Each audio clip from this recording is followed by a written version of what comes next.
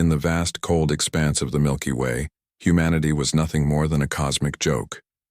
The galactic community saw Earth as a tiny, insignificant blue planet populated by primitive beings who had barely managed to step beyond their own atmosphere. Diplomatic gatherings were a nightmare for human representatives, who were constantly ridiculed and dismissed by more advanced civilizations. Yoonji Park sat in the massive circular chamber of the Galactic Council, her shoulders tense and her hands clasped tightly in her lap.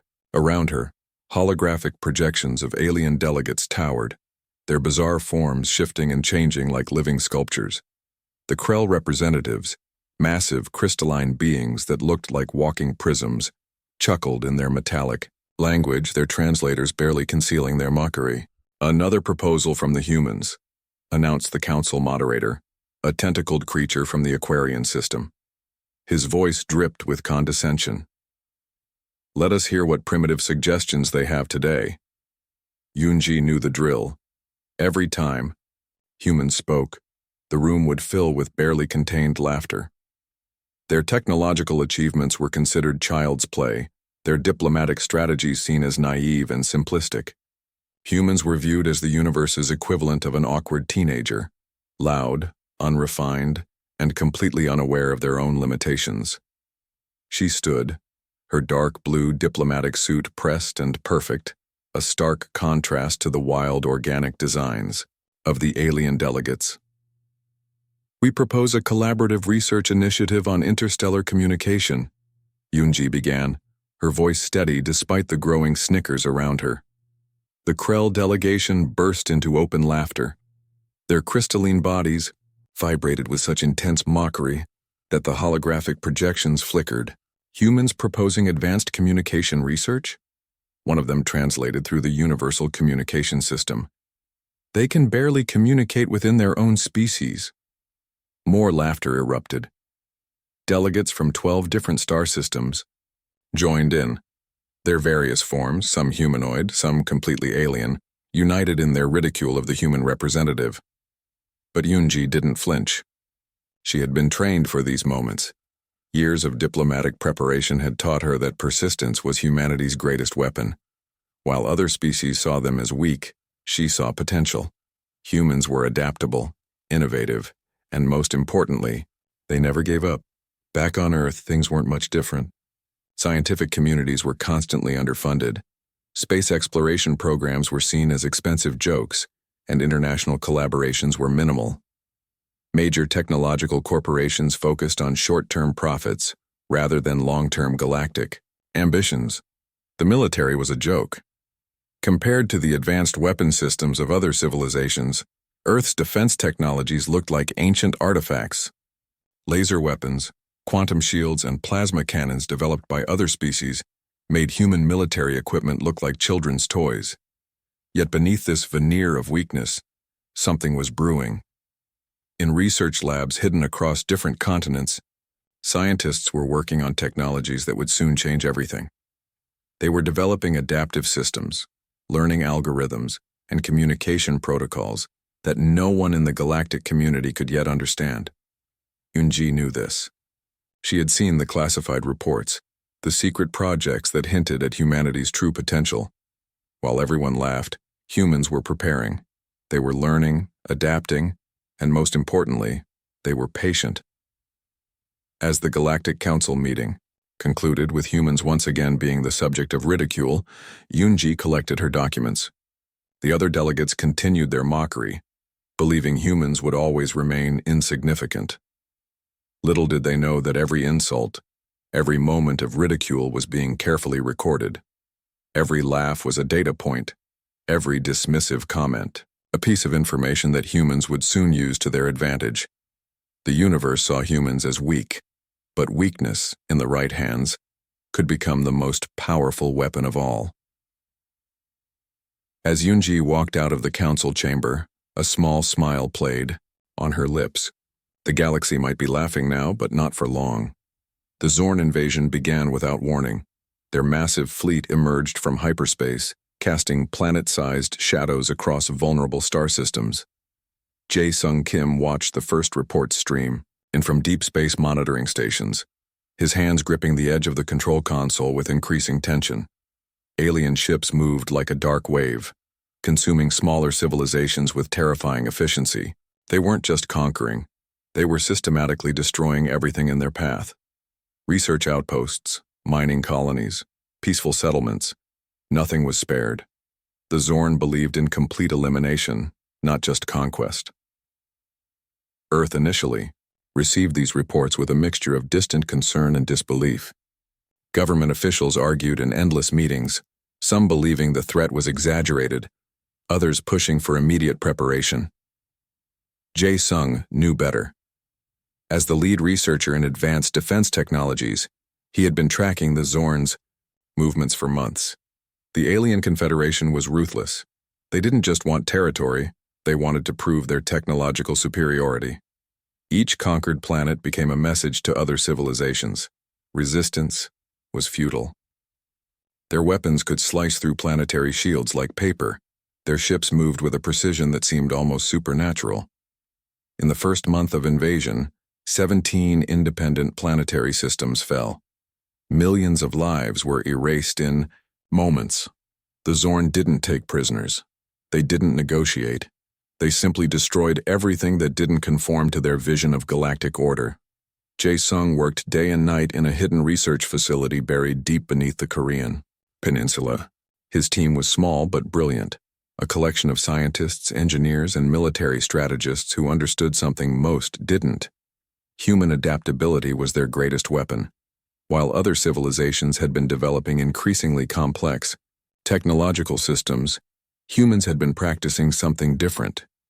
They had been learning how to learn faster, adaptive algorithms, rapid prototyping, psychological warfare techniques. These were the tools Jae-sung was developing. The military leadership was skeptical.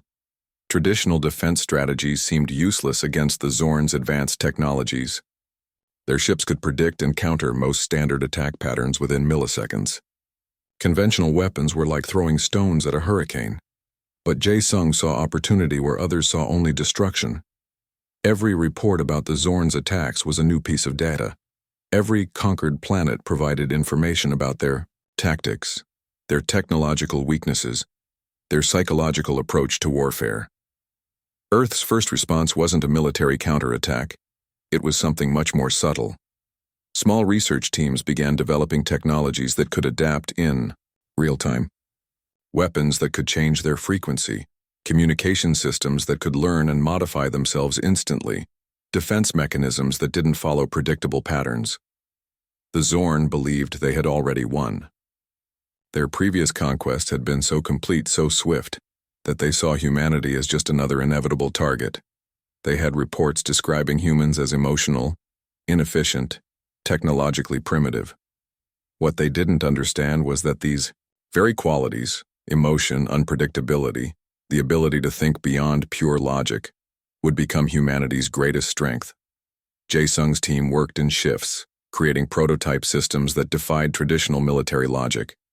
They weren't just building weapons, they were building a completely new approach to conflict. Every failure was a learning opportunity, every setback a chance to redesign and improve. As the Zorn moved closer to human-controlled space, the tension became unbearable. Planetary defense systems were upgraded, civilian populations were prepared, and a sense of quiet determination spread across Earth. The invasion was coming. Everyone knew it. But for the first time, humanity wasn't just preparing to defend. They were preparing to fight back in a way no one expected. Jae-sung looked at the latest simulation results and allowed himself a small smile. The Zorn thought they knew everything about warfare. They were about to learn how wrong they were. The first shots of humanity's true resistance were about to be fired, and they would change everything. Haiwan Lee stared at the holographic display, her fingers dancing across invisible interfaces. The research facility hummed with an electric tension, a mixture of hope and desperation filling the air. Weeks of continuous work had led to this moment, a potential breakthrough that could change everything. The Zorn invasion had pushed humanity to its technological limits. Traditional defense systems had failed repeatedly.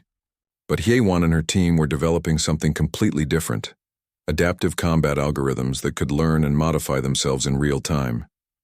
The key was unpredictability. While alien technologies relied on precise calculations and predictable patterns, humans were introducing chaos as a weapon. Each combat system was designed to be more than just a machine. It was a learning entity that could think, adapt, and surprise. Their first prototype looked nothing like a traditional weapon. It was a complex network of quantum processors, neural interfaces, and adaptive learning modules. Most military leaders thought it was impossible. Some called it pure science fiction. But HFY knew better. The breakthrough came from an unexpected place. By studying human psychological responses to stress, they discovered that unpredictability was a weapon more powerful than any laser or plasma cannon.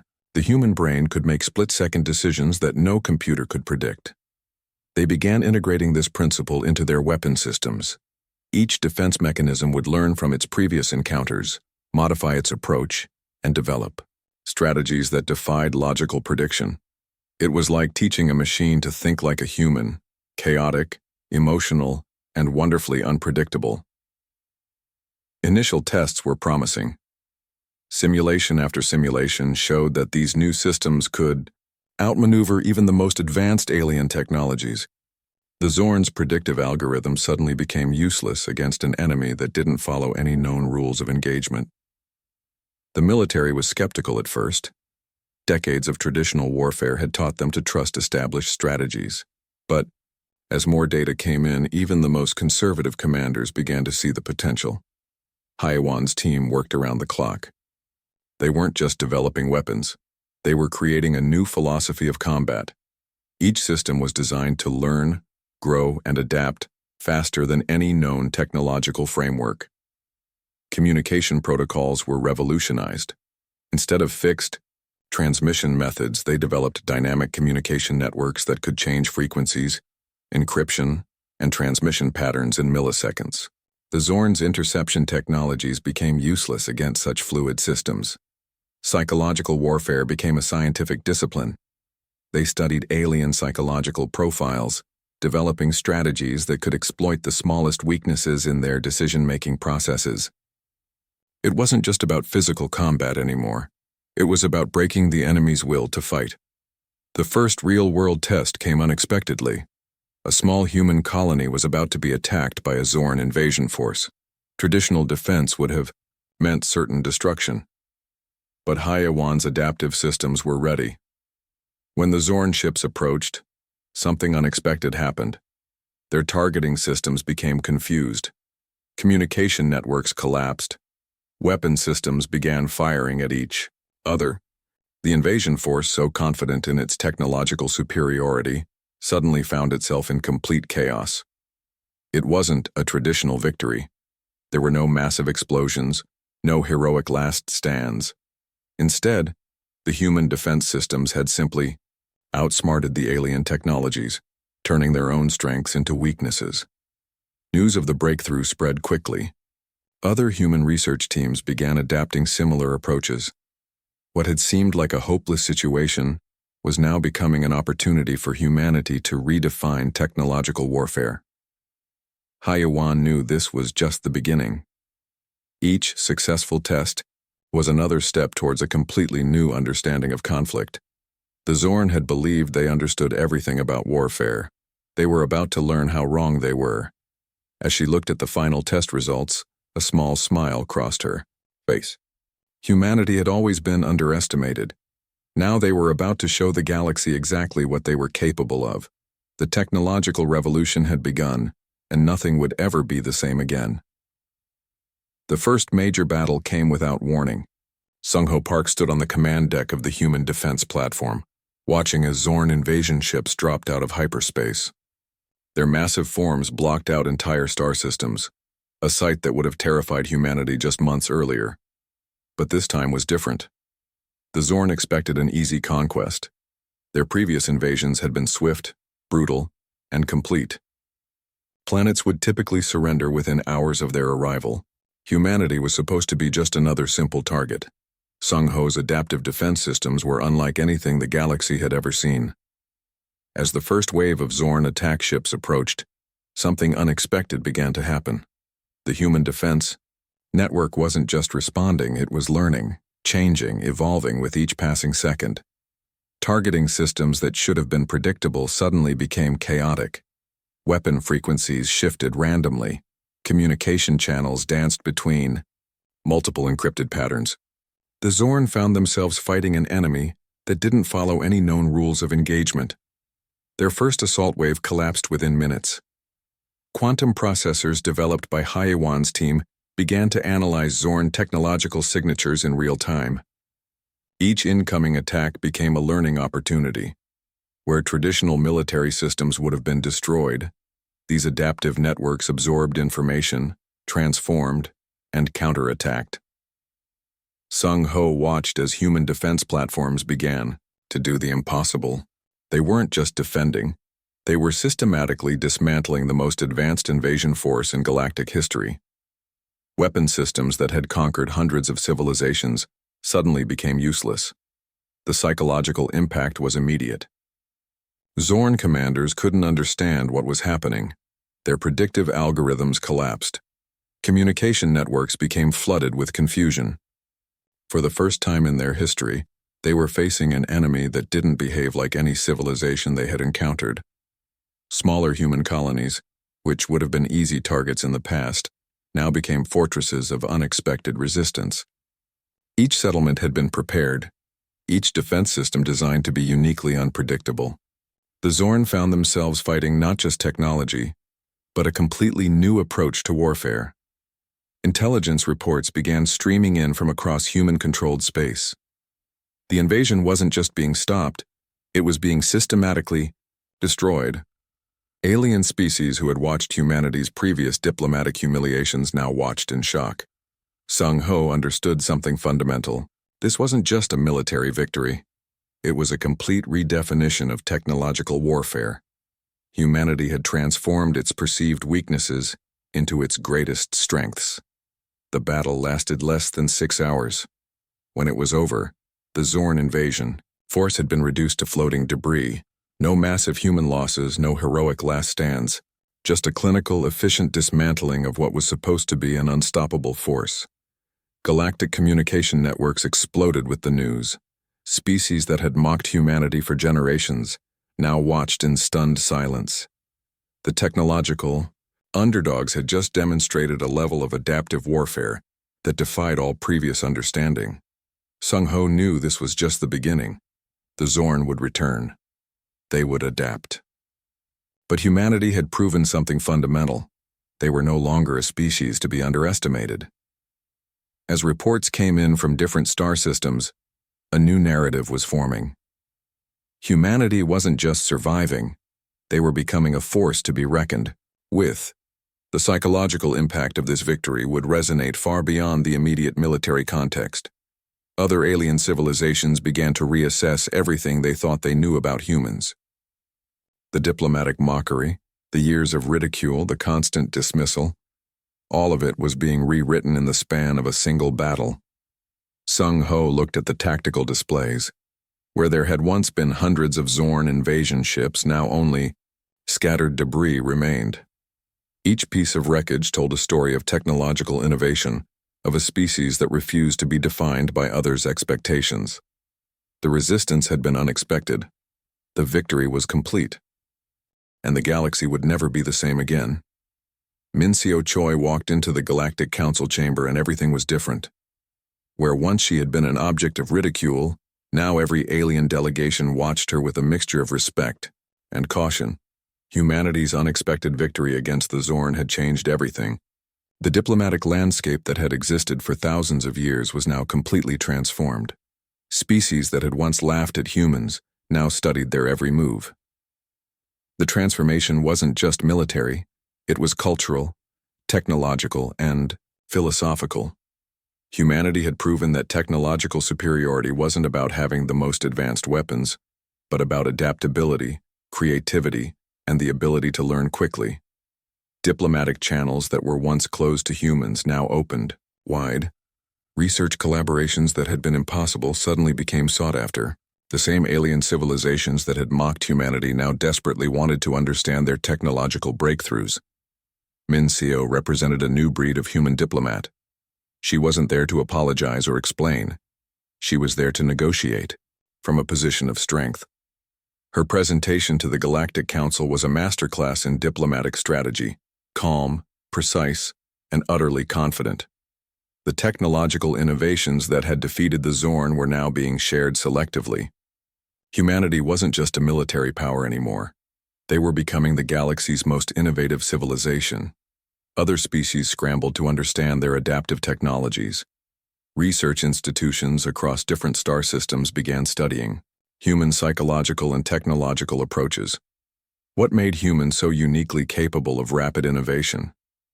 How could they transform perceived weaknesses into strengths? Earth transformed rapidly. The global perspective shifted from a defensive posture to one of curious exploration. Space programs received unprecedented funding. Every young scientist and engineer now saw unlimited potential, where once there had been only limitations.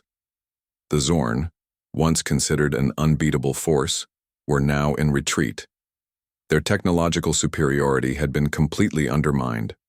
Other civilizations that had lived under their threat now looked to humanity as potential liberators. Mincio watched as diplomatic agreements were rewritten. Trade protocols that had existed for centuries were now being reconstructed. Humanity wasn't just a participant in galactic politics, they were becoming a central player.